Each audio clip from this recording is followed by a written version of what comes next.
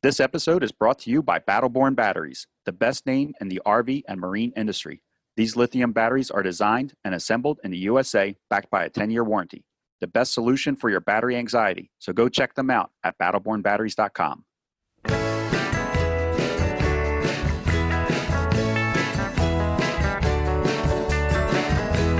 You are listening to Beyond the Wheel, a podcast about the people and ideas that drive the RV community forward.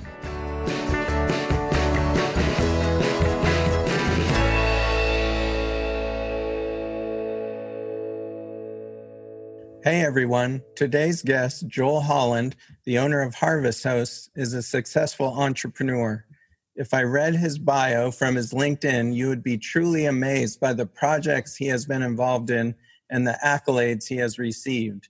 In the discussion, we cover a lot of information about Harvest Hosts, including how he acquired it, even when it wasn't for sale. Besides Harvest Hosts, we talk about camping and his pieces of advice on entrepreneurship. All right, let's get into the conversation with Joel. Hi, Joel, and thank you for joining us on the show today. We usually like to start out with the guests just kind of introducing themselves and being able to give a little bit of back history on them. You are involved in a ridiculous amount of stuff, so we are going to give you extra time. And if you want to, whatever you feel comfortable with sharing with us right now, we're more than welcome to listen. Oh, I appreciate you guys having me on. I always love talking about RVing. So that's definitely what I'm most excited about these days. It's been about 4 or 5, I guess going on 6 years that my wife and I fell into the RV lifestyle. And we did it kind of impulsively. We were living in the Washington, D.C. area. I was running a video technology company there. One of the things you were kind of alluding to, I built this company, and great company, about 100 people, built a great product, but in the process, I was burning out and really getting tired of being stuck in a cubicle. I wasn't, didn't have the passion to show up to work every day like I, had originally. And one day my wife and I said, why don't we try the Great American Road Trip? We've talked about it for so long. There's so many cool things in North America we haven't seen. Why don't we just do it? And we did. We actually went out and started by renting an RV, took a trip. The fact that we didn't hate the trip after that piece of junk rental was like a pretty telling sign. And so we came home and went to the RV dealership in Manassas, Virginia, and bought a fifth wheel, kind of like very impulsively. And I think our goal was, let's hit the road, let's travel the country until we get bored, or until we hate it, right? Until we're satiated. And that was 6 years ago. So, we were both amazed at how much we loved RVing, and I'm preaching to the choir, to the listeners here, but you can understand that sense of freedom you get when you wake up in the morning, you get to choose your path for the day. It's pretty unrivaled. It's an amazing thing, and I never get tired of it. So that was what transitioned us out of DC. We ended up moving. We RV'd through all the lower 48, ended up loving Colorado, and moved our home base to Vail, Colorado. Keep the RV nearby. And now we travel about half the year in the RV, and of course run Harvest Hosts, which is the company that I'm really passionate about today. And I think I will be for a long time. But yeah, Harvest Hosts, it's a membership club for RVers.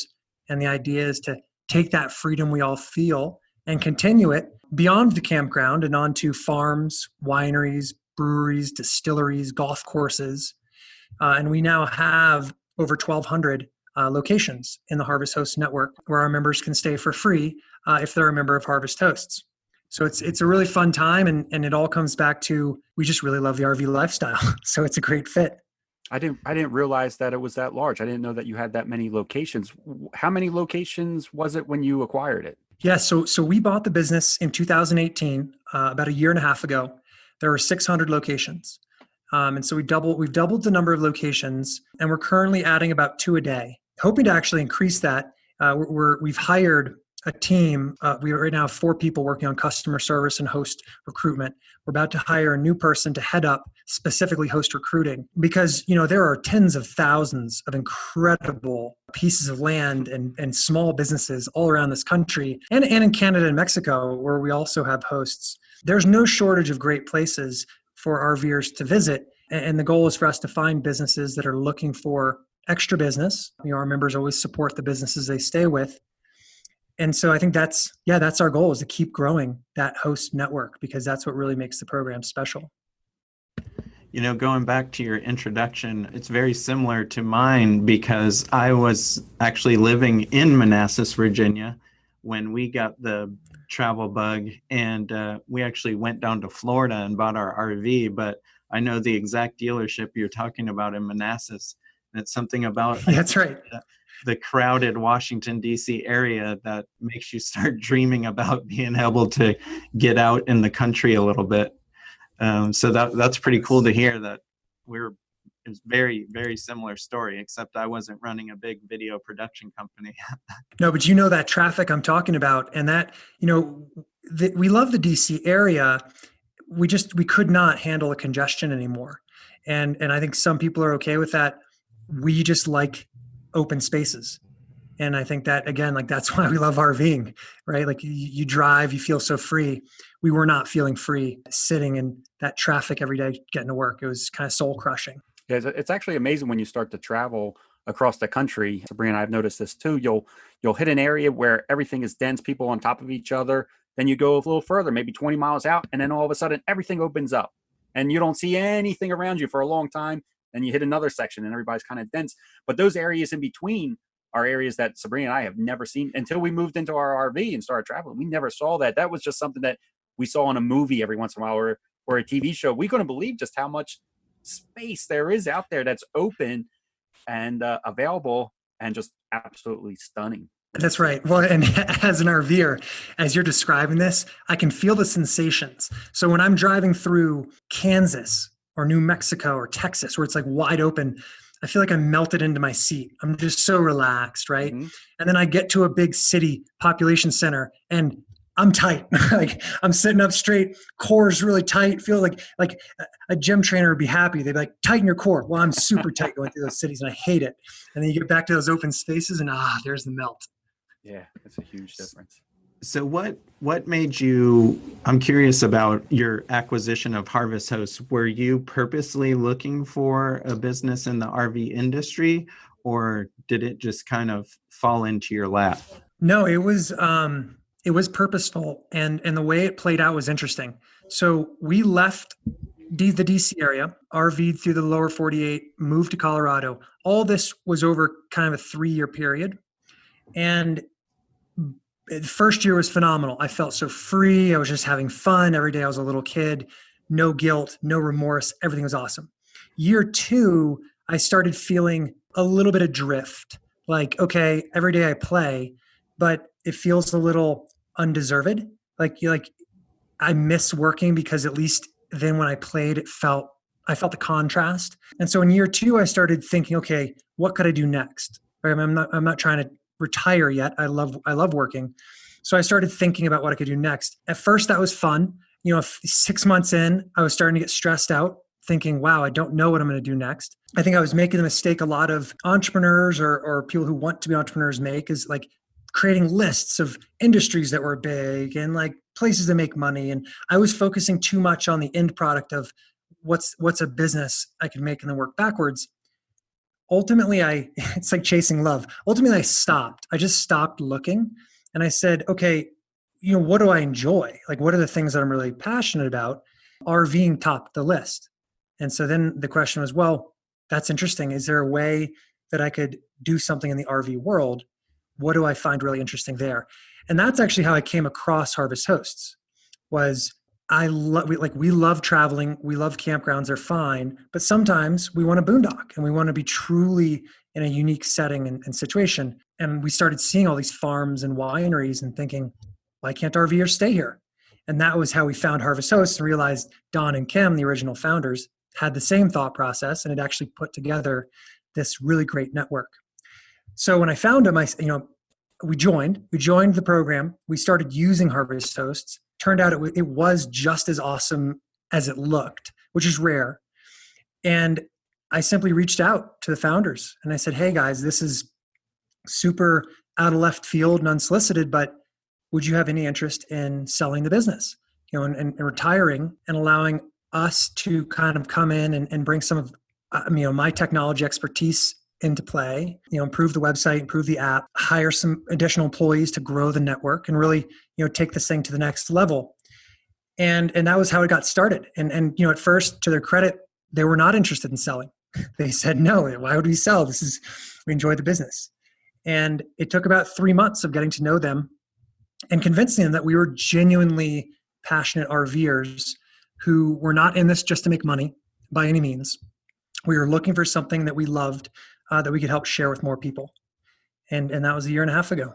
Yeah, that's pretty cool. I was interested to hear if it was for sale and you came upon it, or it turns out that it wasn't for sale. You actually convinced them to sell it to you. So that's pretty cool. That's right. Yeah. Well, I don't know, when you guys met your wives originally, were they did they approach you or did you have to go approach them? Oh, my story's crazy. I don't even know if we can get into it. We don't have enough time. I find that sometimes you have to put in the effort to really go get what you want, that it rarely ever just falls into your lap. Yeah. No, that's a great story. Yeah. No, that's true. You answered these questions a little too well, Joel, that as you're talking, I'm coming up with questions, and then your next line is answering the question that I just thought of. Yeah, sorry about that. Yeah, you're okay. You're throwing me off my game, though.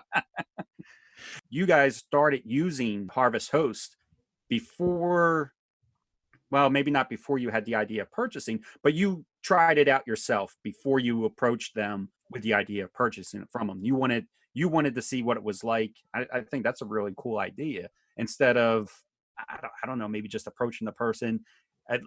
I think that was a good way to gain their trust and for them to know that, hey, these guys must be really serious if they're enjoying what we have and they want to take it and build upon it.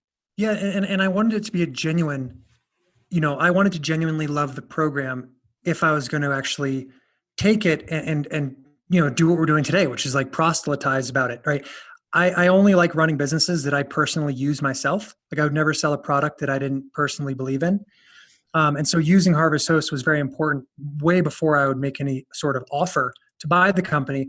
But I think it was also important to show Don and Kim that, look, I not only know about your program, I know it thoroughly. I use your program. And that, like, that level of, genuine, interest was important. So when you first tried it out and started, and when you purchased it from them, did they have an app or was it website only? They kind of had an app. It was kind of one of these apps that was more of an iframe that pulled a website into it. So it was there, but not super functional. And so that was kind of the first thing that I was excited about. No surprise, the majority of our traffic is using Harvest Host through a phone or a mobile device. Yeah. And so improving that experience was the first goal. So we rebuilt the app. We're actually in the process. We're now in month 5 of doing a version 2.0 of the app, and it is awesome. And so I did want to rush getting the first version out just so we could have a really good usable product. This next version that's coming out is a game changer, and it makes booking, finding, contacting, it makes everything super, super, super clean and easy. But yeah, this is the first company I've run that's truly mobile first. And it's a whole different way of thinking, because I grew up on the desktop, right? So I always design for a desktop and code for a desktop. Sort of think phone first is different, but understandable in this kind of business. When you're using the app, maybe the current app or the newer app, how can you kind of walk us through it? How short of notice could you book a site? If you were traveling, would you be able to book in the same day? Yes. So I would say the only requirement that we try to make really clear is just always call ahead, or contact ahead. Sometimes it's by email or text, but typically it's a phone call. Always call ahead to make sure the host has room. You can do that early. Some people do that a week early, a few days early. I typically do it the day before, just because that's when I'm planning my next day. But there's nothing wrong with calling the day of, as long as you're flexible, right? There's a good chance you call and they say, sorry, spots are all taken tonight. Right. That said, I've almost never had that happen. We had, surprisingly, with as many members as we have and as many hosts as we have, There are some choke points, right? Like if you're going somewhere in Florida in the wintertime, right, there are some understandable like choke points. But typically I'm the only person at a Harvest Host when I go. Sometimes there's another member or two. It's a big country. Yeah. I've never used the app. I've always done it on the desktop because I love the website so much. I don't even have the app downloaded on my phone. Yeah, well, and I'll be honest right now, if I were to choose I prefer the desktop because the desktop experience is really, really good. What the app does not currently have that it will have in the next version is the route planning feature. So right now on the app, right, you open it up, you can see all the hosts on the map. You can zoom in with your fingers and they'll repopulate. You can choose a state or just hit your geo and it'll show you what's around you. So that's useful. But what I like about the desktop is the A to B route planning, or A to B to C to D, right? You can build an entire itinerary and then use the selector to say, look for hosts that are, less than 20 miles off the highway, and they'll show you everything from, like for us, we're going from Vail to Texas, to Austin. And I was able to see all the hosts that are along our route. And that's great, and it's just a really clean way to find them. How does the program work for RVers that are traveling? And how does it work for hosts? I know you said there's over 1,200 locations. There's an app and a website, but how does it actually, if you could briefly describe how it actually works for just the RVer that's interested in staying at places, and then also for places that are interested in hosting, what's the process for them? Yeah, so I'll start with the hosts because I think that the hosts they truly are the backbone of our program. Without the hosts, we have nothing. What I usually say when I reach out to a new potential host is, number one, do you have room for RVers to spend one night with you? All right, and that's all we ask for our members. Can they spend one night with you in return for supporting your business, buying some of your products, buying some of your wine, some of your produce? So do you have room for them? And do you have a product that they can purchase? Because that reciprocity is very important, right? Our members aren't expecting something for nothing. What we tell our members is, take a percentage of the money you're saving from a traditional campground that's probably 50, 60, 70 bucks. Take part of that and give it back to the host. That way everybody wins. The host sells product, that's great for them. The member gets a really unique experience, which is great for them. And it keeps the program, going, which is great for us, and for everybody. And so we have these 1,200 hosts. Many of them, hundreds of them have been with us for many years. Going on 9 years for some of them. And it's because it typically works really well. Yeah, I would say, our hosts might see an extra, 100 or 200 customers a year from the program, depending on where they are. And that can translate into, tens of thousands of dollars in extra revenue. And we have run the numbers and conservatively our members collectively are spending millions of dollars every year with our hosts. And I love that. I mean, I think that's what's exciting is I love small town America and I love small business America. And there's a place for big box stores, but it's nice to sometimes support the small business. And I think that's what our members are doing. So long story short, as a host, it's a great way to share your products with a new audience. RVers are really, they're an enthusiastic audience. They're a polite audience in general, right? And our members know when they join that they follow the code of conduct. And that code of conduct is, essentially this leave no trace concept. They're going to come to your property. They're going to have their own self-contained vehicle. So they don't need electricity. They don't need water. They don't need sewer. Everything they come with, they're going to leave with, hopefully maybe a couple of your products. And they're going to be courteous. And they're going to be, I always say, pretend like you're visiting your grandmother, right? You wouldn't show up at your grandmother's farm and trash it, right? You're going to leave it better than you found it. And that's the mentality of our members, which is great. Is there a limit for the membership of how many stays they can do a year? Or are they allowed? I mean, could they pick a different Harvest Host location every day of the year? Yeah, no, there's no limit. It's truly unlimited. And it's interesting. I did a survey about a year ago asking members how often they use the program. And as you can imagine, it's all over the map. Sometimes some members use it only a few times a year. We had a couple outliers, people who were using it hundreds of times a year. And that's great. I mean, like, as long as you're being a good guest, you're not overstaying your welcome, you're supporting the host. Yeah, get after it. It's a lot of fun. That's my second question. When you said overstaying your welcome, is there a limit? Does it vary, I guess, from host to host of how long you can stay on the property? Is it a 1 night limit, 2 night, or whatever the agreement is? Yeah. So the stated rule is a 24-hour visit, 1 night. Now, if you get to know the host and they invite you to stay longer, of course, that's between the member and the host. But we also ask our members not to expect that and not to really ask that, unless they're invited. And the reason is we have a lot of members who are trying to go stay at these locations, and these are not campgrounds. And so the hosts are, they love having visitors stay for a day and then move on. So it doesn't become a campground. Mm-hmm. It really is just, visitors. So yeah, 1 night is kind of the stated stay. You can always get to know the host, but that's what we say. We stayed at a place through Harvest Host, a winery in California. I won't say the name just because everybody will try and flock there after I tell this story. But we pulled in, and it was a husband and wife that owned this winery. And the wife was on a European trip, and he was the only one back at the winery managing the tastings and all that stuff. And so we pulled in shortly before closing time, and he came out and helped us get parked and said, when you're settled in, come on inside. And so we went inside and we did a tasting. Then he opened up like 5 bottles of wine and said, I got to go run some errands. You guys hang out in here with the cat. And now that I've opened these bottles of wine, I can't use them tomorrow. So we got to drink them.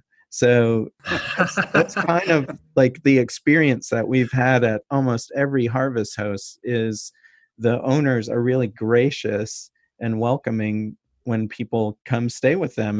And they really appreciate we sat out until like midnight and talked to this guy just about the wine business and why he started it and, all that stuff. So I've found that at distilleries, at wineries, anywhere we've stayed with Harvest Hosts, it seems like the people are, the owners of the properties are very welcoming and just want to share not only their product, but also their story with people.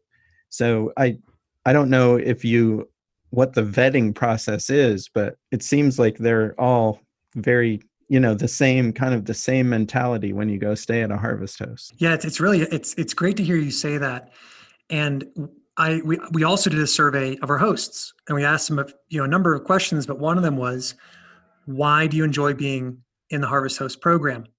And what was fascinating was the number one answer had nothing to do with money. The number one answer was, we enjoy meeting new people and making new friends, and they enjoy our members. The number two answer was, we enjoy sharing our story, right? And sharing our products. And it's just what you said, like they've put a lot of themselves into these wineries, and they're labors of love, right? These farms, they're labors of love. And so they love sharing it. And then the third thing was additional revenue. But I thought that was great. It was like, number one, number two had nothing to do with money. They're just genuinely great people who enjoy sharing what they're working on. And so for the vetting process, we rely pretty heavily on our members. And each month in our member newsletter, we have a call for host suggestions. And we've had, in the last 4 or 5 months, over 800 recommendations from members. That's pretty great, because that's like one step of vetting right there. It means one of our members has actually been to this place, thought it would be a good fit for the program, and we go from there to try to recruit them. So I think that's why we've had such good luck, is that we rely on our members to tell us who they think would be a good fit. Once they're in the program, Joel, what does it take to stay in the program, or what does it take to get kicked out of a program, I guess? Is there a rating system or some way that you can manage what's going on? Yes. So we do have, and this is another great way to find locations, whether you're using the app or the website. You will pull up the host profile page, and typically you'll see ratings, reviews, and photos. And that's how I kind of like to find, I'll look through the photos and kind of get a feel for what it's going to be like to stay there. You'll look through the reviews, and that's how you get a feel for the hospitality and what they experienced. So we have thousands and thousands and thousands of reviews, and we look through each one of them individually. And it's rare. Occasionally there are complaints with a new host, and it could be around very unflat surface that was hard to park in, not enough turnaround space. Maybe there's issues like in a rare occasion, we've had like, a brewery in a city or more of an urban area where members said they didn't feel safe. And we take that very seriously. And so it's rare that we'll kick a host out of the program. But if we have complaints from members, we do it from time to time. But again, very rarely. But this again is where we rely on our members.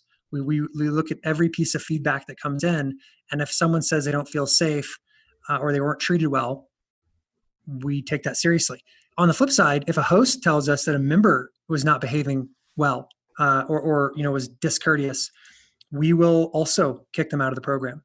And so it goes both ways. I'm glad to hear that everything's being monitored on both sides, Yep. not just the host side, but the people using the program as well. That's really good. So it looks like you were saying about just talking about the reviews and the sort of the conduct of hosts and of the RVers themselves. It looks like a lot of your marketing seems to come from affiliates and word of mouth. So we know some other companies that have had rapid growth in the RV industry through this same marketing model. In the current times, do you think that's one of the best marketing strategies out there, or was that done by design, or did it just happen organically? No, it was done by design. And I think it's a tremendous way to market a product, especially if your product is a community-based product. And so the first thing that I did when I took over was to go out and see where people were talking about Harvest Hosts. And what I found was that there were a lot of YouTubers who created these great videos, kind of showcasing their experiences using the program. And they were actually sending a lot of traffic our way and a lot of signups, and they were getting no credit for it. So I put into place an affiliate program through a company called Referral Candy that automatically tracks all of the referrals, but it also does something kind of cool that allows the referrer to give a discount to their friends. And so as a Harvest Host affiliate, you can give a friend a 15% discount, and then you'll actually earn $15 when someone signs up. But I like that because then everyone's getting something, right? The affiliates earn $15, but they're not just taking advantage of their friends. They're also giving a discount for a product they genuinely believe in. So I immediately reached out to all these different YouTubers and I said, hey, you guys have done such nice things for us and you're getting nothing for it. I feel bad. Simply start using this link and you'll make some money and you'll be able to give a discount. And so that's kind of how the program started. And we now have a lot of great affiliates. And I almost hate using the term affiliate. They're all members, right? So our affiliate program is not open to non-members. We allow our members to recruit and kind of tell others about the program, but we want to make sure that everyone who's talking about the program is actually using the program and not simply just trying to make money from it. I think that's awesome that you do have to be a member in order to be an affiliate, because that really does speak volumes for the program itself. Yes. And that, again, it goes back to the community element. The RV community while it's a pretty big community, it's a very close community, and authenticity is very important.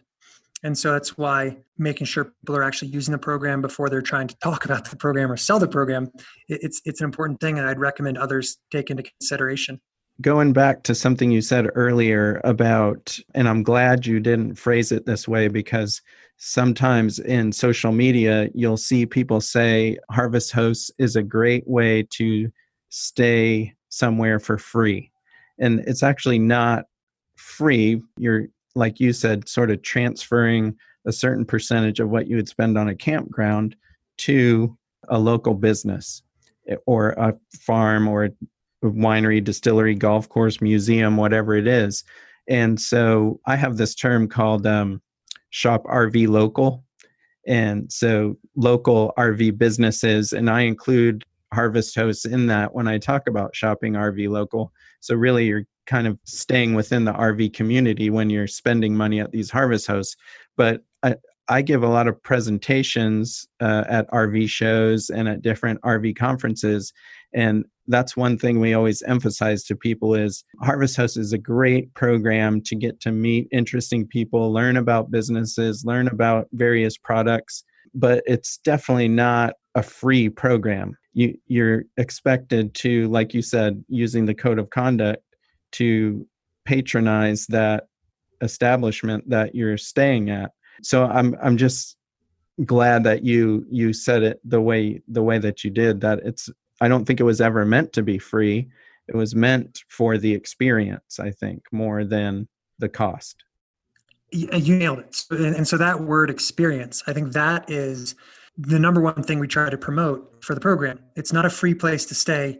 It's a great way to get a new, unique experience. And every stay is a unique experience, but it's definitely not free because, you're expected to support the host that you visit, which is a very natural thing to do, right? I don't think someone would show up, and not want to give back a little bit. Yeah, and that word free it's a challenging word. We have actually been stripping it out of more and more of our marketing because we don't want to chase the types of people who are expecting a free program. Definitely not what this is. We still have to use the word occasionally because the most confusing part to a new person is how much do I have to pay to stay every night? Mm-hmm. And so it's our way of explaining, well, it's free to stay, but in return, you support the host. And so that it's tricky, but you're absolutely right. This is about the experience. This is not about finding a free place to stay. If you want a free place to stay, Walmart parking lots are great. You're just not going to get the same experience. Right. No, it's not a great experience at all. I was going to say something, but I shouldn't because a lot of people stay at Walmarts and they're perfectly fine. Yeah. Well, it's funny. I will say this. In an interview a few months ago, I said, they asked me, who's your competition? Who do you consider competition? Are you competing with Good Sam and KOA? And the answer is no. Like, I love campgrounds. We are a complement to campgrounds, right? You need to have campgrounds to get your hookups, plug into the power, use that hot water. And then you go boondock at Harvest Hosts and you go back to the campground. And so we work really well together. I consider competition the Walmart parking lot.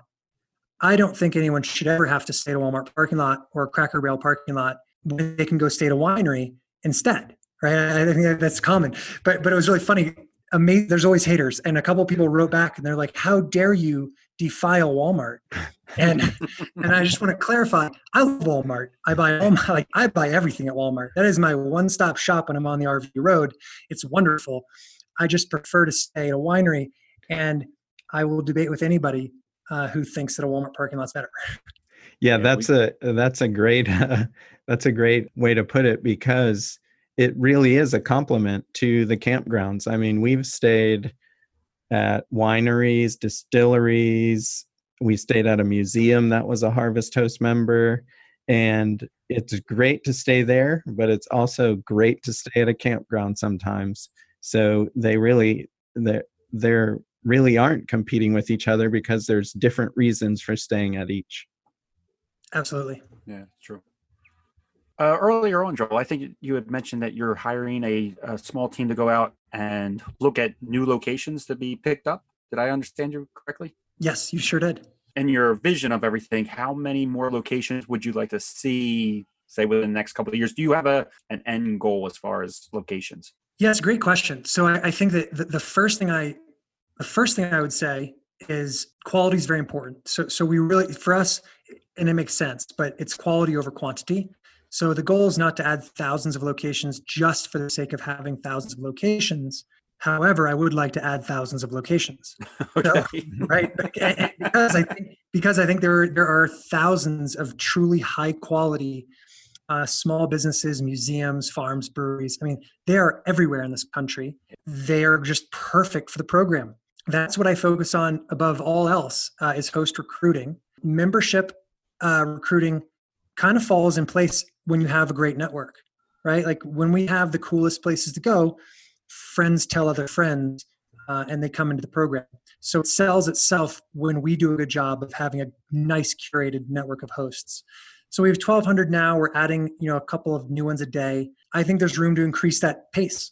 I try not to be too structured in setting numeric goals because then that can force bad quality if I'm just trying to hit numbers. But I will say We added a few hundred hosts this year. I'd love to add maybe 600 next year, right? Like I would just love to keep adding great places to stay. I like the quality answer. I like that you're focused on the quality. That's awesome. I agree. We need more places for RVers to stay too, because the industry is growing. More and more people are RVing, and it's becoming even a little bit more acceptable. People that I think didn't even think about RVing 5 years ago are now looking at RVing like, hey, that's a great idea. Why didn't we start this sooner? And people that are in RVing are saying the same thing. I wish I started RVing sooner than I did. I've only been RVing for 3 years, and I wish I started it 5-10 years ago. Right. So it's definitely growing. Yeah, and growing on both sides. This is what I think is cool. We have my parents, generation retiring, getting RVs. That's always been the case, and it makes sense. But we have young people now, right? People who are leaving the sticks and bricks and instead grabbing, homes they can take on the road. And we're seeing that in Harvest Host membership growth at both sides, in the young, like 20s to 30s segment, as well as the 50s and 60s segment. And I like that because I don't think, I think there used to be people used to try to put RVers in a box and say it's this age group, this box. It's not true anymore. RVers come in all shapes and sizes.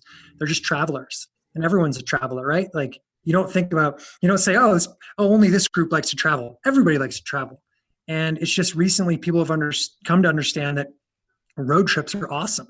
And there's a lot of cool stuff to see that you can access in an RV and not necessarily by air. Oh yeah, you miss a lot with flights. Totally. Yeah, it's a completely different. And I personally do not like flying for several reasons, but one of the main reasons is that I'm on somebody else's schedule. Love the RV life for the fact that I'm deciding when the departure is, and I'm not packing anything or having it scanned, or everywhere I go, I have everything that I own with. I think it's fantastic that way. Yeah, it's fantastic. Not to mention air travel is becoming exceedingly expensive. It's unbelievable. It's unbelievable. Yeah, it's getting very expensive, and it's getting less comfortable. The seats, I don't know, maybe I'm just older or bigger or heavier, but I swear the seats are smaller than they've ever been. Yeah, a good flight is a flight where somehow you weren't treated with disdain. It's in the process. Yeah, exactly. So switching gears a little bit, Joel, you also write a column for Inc. magazine every month. Is it every month? It depends. Yeah, it just depends. I used to write every month. Now it's occasionally, but I think you're right. So yeah, I love writing the column. I did a video interview series for a while where we interviewed 150 really interesting people. I just love asking people what makes them tick. So it always changes on where that ends up. So as part of that, I think you've interviewed a lot of entrepreneurs, and like you just said, a lot of interesting people. Can you give us maybe the top 2 or 3 things you've learned either from those interviews or from your personal experience on being successful as an entrepreneur? Yes. And I'll start by saying I've interviewed some really, really interesting people. Elon Musk, David Gilliman, the founder of JetBlue, Barack Obama. I mean, hundreds of interesting people, Arnold Schwarzenegger, all different industries, Steve Forbes in journalism. I mean, just all over the map. And the first most common thing that everyone says in one way or another is the Nike slogan, just do it. And put another way, it's a lot of entrepreneurs or potential entrepreneurs have ideas that are actually really good ideas, but they overthink it. And they sit there and they think and think and think, and they just never take action.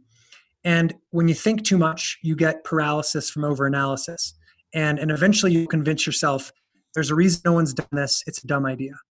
Well, that's ridiculous. I mean, Elon was trying to put the first private shuttle into space, and the first time a shuttle would be reused. What a dumb concept.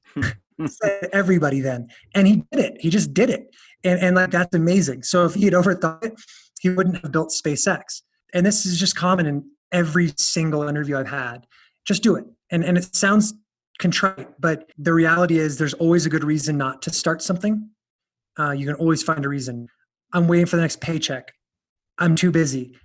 I have a young family. Whatever it is, there's always a reason not to do it. So just find a reason to do it and start. The second one, for all the most successful people that I've interviewed, they have another thing in common, which they're doing something they really love. And they're not doing it for the money. The money is a byproduct of their success, but they're genuinely passionate about it. And I've learned that that's super important, because if you're not doing something that you love, you'll burn out, right? Like, you can only spend so much time on something you don't enjoy. Mm-hmm. But I'll use Harvest Host as an example. The last year and a half, I haven't felt like I've had to work more than a day, and that day was doing taxes, right? Like every other day is just fun. Like, like I'm talking to cool people like you guys, talking about something I enjoy, recruiting great hosts, which I enjoy. It's all fun. And so, yeah, do something you love. And then the third thing is, before you get started with any sort of project, define what success looks like. I made the mistake in my first business of, I knew I wanted to run a business. I wanted to be an entrepreneur. It's all I wanted to do. I started a business in an area that I loved. So we got that. It was video production, shooting video, loved it. But I had never stopped to ask myself what ultimate success looked like. And because of that, every year I just kept growing bigger and bigger and bigger, raised money, raised more money, hired people, hired more people. And I didn't know when it ended. I was like, how do you win the game? And what ended up happening was, I was just super stressed out, because growing is really hard to do after a while. It's like folding a piece of paper in half over and over again. First, it's easy. By your fifth fold, it's really hard. With Harvest Host, I'm doing it totally differently. I started before I bought the business, and I said, what am I trying to do with this? Well, the answer was, I want to create a lifestyle business. I want to do something that I'm passionate about. I'm never going to sit down and create a pro forma income statement. I'm never going to try to guess at what my growth next year is going to be. I don't care. I just want to run this business well. I want to take this and make it available to more people so they can enjoy it like I have. Well, man, I'll tell you what, it's been a year and a half of really enjoying life. And so I wish I had this mentality the first time I built a business. I wish I had stopped to figure out what I wanted to get out of it. So just do that. In whatever you're doing in life, just ask yourself, what are you trying to get out of it? And then design the project to fit those goals. Look, one of my goals last winter was to ski a ton. And I would wake up in the morning, I'd go ski for hours. I did 73 days.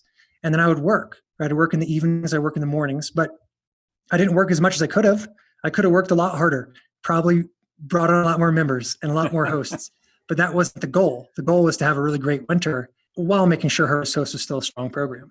So I was going to ask if that would transfer to people that are living and traveling full-time in the RV, but I don't even need to ask you, because it does. Oh yeah, absolutely does. So here's the prime example. Last September, I took a nice trip across the country to New England, and I was going to Acadia National Park. I'd never been there before. I was in the RV, super excited. Well, it was a really busy time of year for Harvest Hosts, and I was feeling guilty. Like, should I be working today? Maybe just work today, and tomorrow I'll go hiking. But I stopped myself and kind of remembered, hey man, the reason I'm doing this is because I want to be able to drive to Acadia National Park and get up and go hiking, not because I want to sit in the RV and work all day. And so I didn't allow myself to feel guilty about it. And I went hiking, had some amazing, did the Precipice Trail. It was awesome.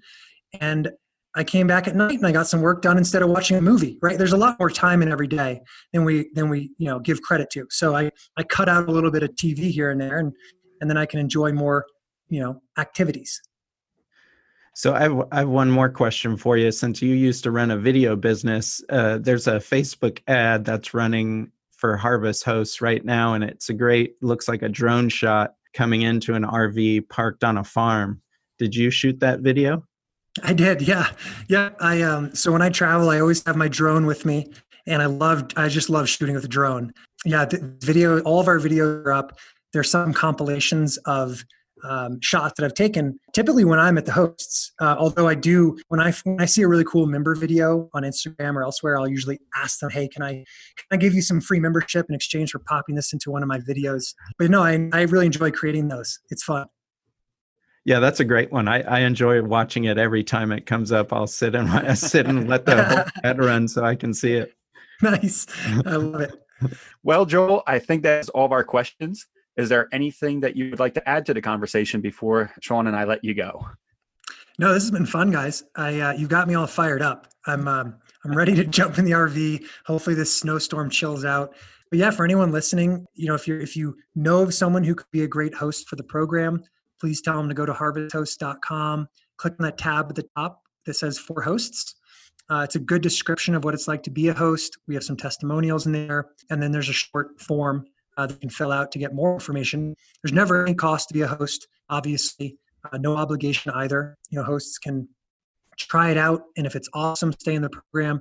If it's not a good fit, we're by no means going to try to keep anybody in there. And if you haven't used Harvest Hosts yet, we'd love to have you in the program. Only requirement is you have a self-contained RV with a bathroom inside, cooking facilities inside, and some sort of water catch. And it just goes back to that leave no trace principle. This is boondocking. Don't expect the hosts to provide facilities, and just be a good RV steward. Well, great. Yeah, it was a real honor to get to talk to you. We know you have a wealth of experience as an entrepreneur, so to get your take on some of these topics that we've covered, and to hear how and why you got into Harvest Hosts, I'm really excited about it too. I think you're an interesting person to chat with, and hopefully we can do it again sometime and go into some more detail about some of the other projects you've worked on.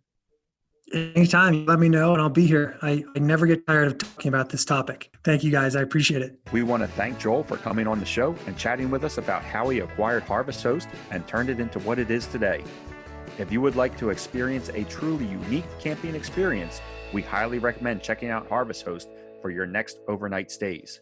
This episode is brought to you by Battleborn Batteries, the best name in the RV and marine industry. These lithium batteries are designed and assembled in the USA, backed by a 10-year warranty. The best solution for your battery anxiety. So go check them out at battlebornbatteries.com.